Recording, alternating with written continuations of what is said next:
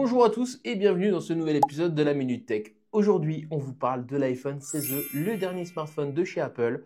On va voir s'il est vraiment le smartphone qualité-prix du marché et on vous parlera aussi d'Apple Intelligence. Et on commence avec le design. Donc un design d'iPhone 16 qui est complètement standard, ça ressemble à un iPhone 16, on peut le dire. On a derrière une seule caméra par contre, donc c'est là que ça va différencier. On a aussi en couleur du mat, là ici c'est le noir mais on l'a aussi en blanc, donc que deux couleurs. Et après on retrouve les boutons de volume, le bouton action qui est toujours en haut au-dessus des boutons de volume et pas de bouton caméra, d'activation de caméra ici sur la tranche, juste le bouton déverrouillage qui est ici. Donc un design qui est sobre et efficace et on passe maintenant à l'écran. Donc un écran en 6,1 pouces comme sur les iPhone 14 en 60 Hz, donc pas de 120 Hz pour cette version, c'est normal vu le prix. Et après, en termes de qualité, eh bien, la qualité est au rendez-vous quand même. Je vois aucune différence avec un iPhone 14, 15 ou 16, c'est vraiment très fluide. La luminosité est bonne, peut-être un chouïa en dessous que les iPhone 16 Pro, mais sinon rien à dire. Donc un écran qui tient ses promesses, pour le prix comme je l'ai dit, on ne peut pas s'attendre vraiment à mieux. Maintenant on va voir côté caractéristiques ce que ça dit. Pour l'iPhone 16e, on retrouve le même processeur, donc le A18 que sur l'iPhone 16. Un cœur de moins pour le modèle 16e, donc on a un peu moins de puissance. On a aussi une nouvelle puce pour la 5G qui est créée par Apple. Donc là, on voit qu'Apple veut contrôler toute sa chaîne de production et éviter de passer par d'autres fournisseurs. Donc c'est peut-être une piste de réflexion pour la suite. Donc un iPhone 16e qui est au rendez-vous en termes de puissance. Après, on retrouve évidemment le port Type-C qui est présent sur tous les nouveaux iPhones. On a aussi évidemment l'IP68, la protection à l'eau et à la poussière. Et sinon, que dire de plus, c'est un bon téléphone au niveau caractéristique. Donc on a fait un bon tour au niveau caractéristique et design. On va maintenant aller sur la photo. Côté photo, pas de grosse surprise. On n'a qu'un seul objectif en 48 mégapixels. On a aussi le 4K 60 fps côté vidéo. Et franchement, la qualité est bonne. On n'a pas l'ultra grand angle, on n'a pas le téléobjectif pour zoomer à fond, certes.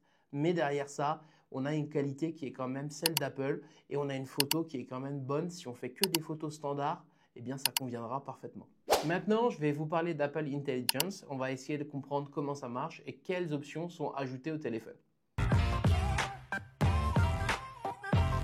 Pour utiliser Apple Intelligence, vous devrez télécharger la dernière mise à jour d'iOS, donc la 18.4 qui est actuellement en bêta et qui fait 6 Go. Donc là, peut-être qu'une fibre Orange vous aidera à télécharger plus vite. En tout cas, il faudra obligatoirement avoir un iPhone 15 Pro ou un iPhone de la gamme 16 pour pouvoir l'utiliser. Donc avec cette IA, vous allez pouvoir avoir plein de petites fonctionnalités sympas.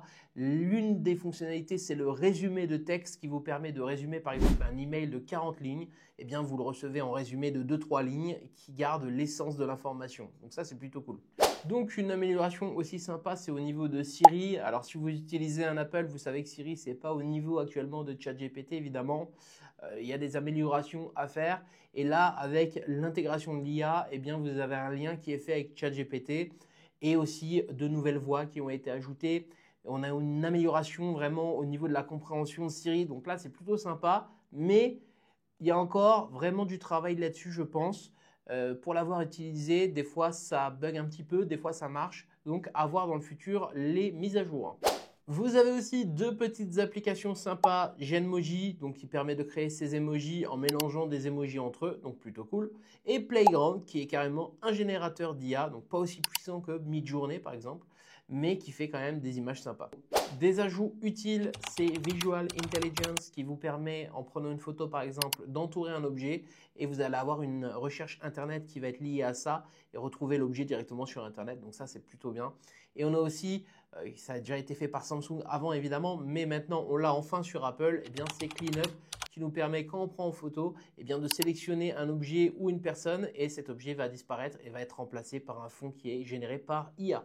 Donc pour finir sur cette partie IA, donc vous avez vu, il y a plein d'ajouts, il y a plein de choses peut-être à améliorer, certes, mais Apple prend son temps et il va pas à pas, justement à cause de la confidentialité et aussi par rapport à la protection des données.